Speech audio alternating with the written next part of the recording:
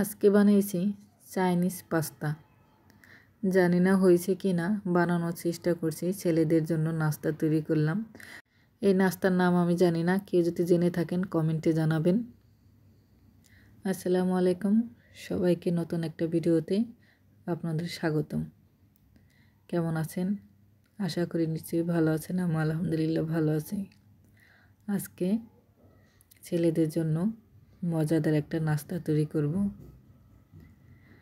আচ্ছা, নাস্তাটার নাম কি দেওয়া যায় বলেন তো? আমি কিন্তু নাস্তাটার নাম জানি না, ভিডিওতে দেখছি, তাই ছেলেদের জন্য মজাদার নাস্তাটা তৈরি করব। আর আপনারা সবাই জানেন, আমার ভিডিওটি যারা দেখেন নিয়মিত তারাও জানেন যে আমি ছেলেদের জন্য প্রতিদিন কিছু না কিছু নাস্তা, কিছু না কিছু আইটেম তৈরি করি। তো আজকে আমার কোনো এমনি ভিডিও নেই, তো ছেলেদের জন্য নাস্তা তৈরি করছি, সেই নাস্তাটাই আপনাদের সাথে শেয়ার করব। তো এই তো প্রথম একটা আটার খামি করে নিলাম। এখন ছোট ছোট করে লিচি কেটে নিব। তারপর দেখেন, এই চাইনিজরা যে পাস্তা খায় ওই রকম একটা পাস্তা তৈরি করব। তো ছোট ছোট করে লিচি কেটে নিয়েছি। আমি ভাবছি কি এগুলো বুঝি বেশি ছোট হয়ে গেল, তো বানাইতে যাই দেখি যে না, অনেকটাই বড় হয়ে গেল।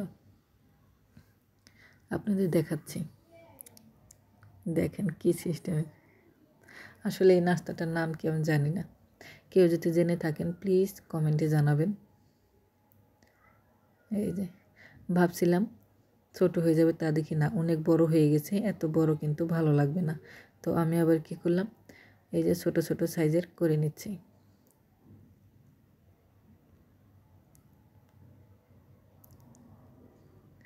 আর তাও বড় হয়ে গেল।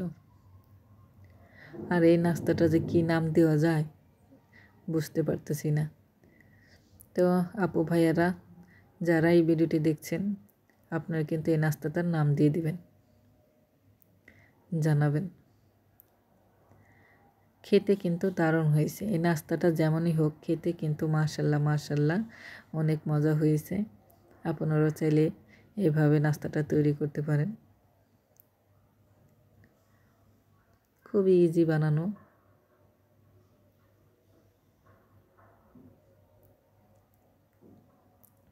সবটি বানানো হয়ে গেছে, তো ভাবলাম যে আরেকটু ডিজাইন করি। ডিজাইনটা হলো এই যে কাঁটা চামচ দিয়ে চারপাশে একটু টানতে দিচ্ছি, আর ভিতরে একটু এই যে কাঁটা চামচ দিয়ে একটু ডাবাই দিচ্ছি। সবাই বলবে যে আপু আজকে কি বানাচ্ছে।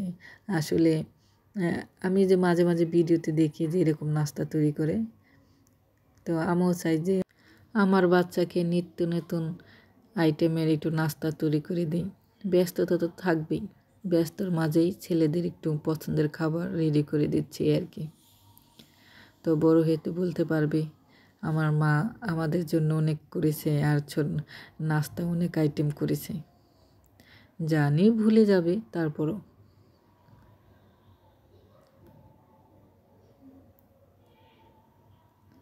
এই তো কাঁটা চামচ দিয়ে করে দিচ্ছি। সবাই বলতে পারেন 3 ছেলে নিয়ে আবার এত সময় পান কিভাবে? এইভাবেই পাই, এই যে করছি।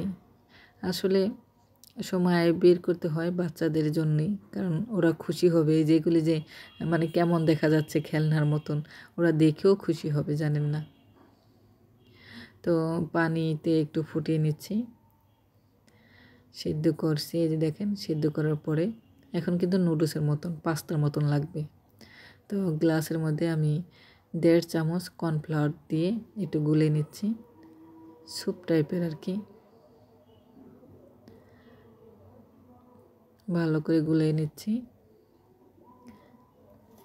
এখনও আপু ভাইয়া আমার ভিডিও যদি দেখতে থাকেন, তাদের বলবো প্লিজ লাইক দিয়ে ভিডিও দেখেন, একটা কমেন্ট করেন, আমার ইউটিউব চ্যানেলটা সবাই সাবস্ক্রাইব করবেন।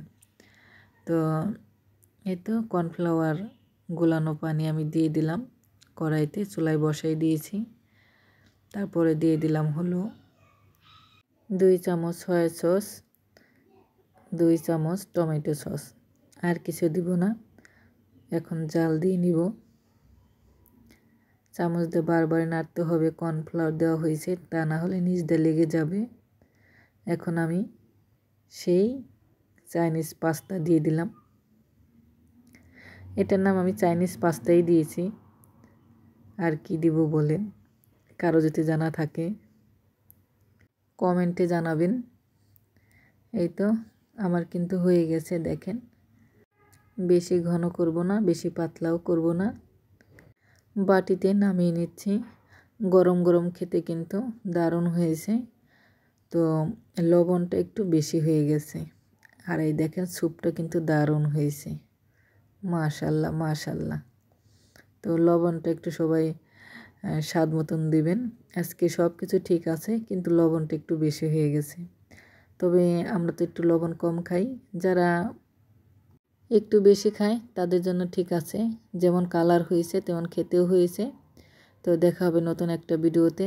আজকে এ পর্যন্তই। সবাই ভালো থাকেন, সুস্থ থাকেন। দেখা হবে নতুন একটা ভিডিওতে। এ পর্যন্ত সবাই ভালো থাকেন, সুস্থ থাকেন। আল্লাহ হাফেজ।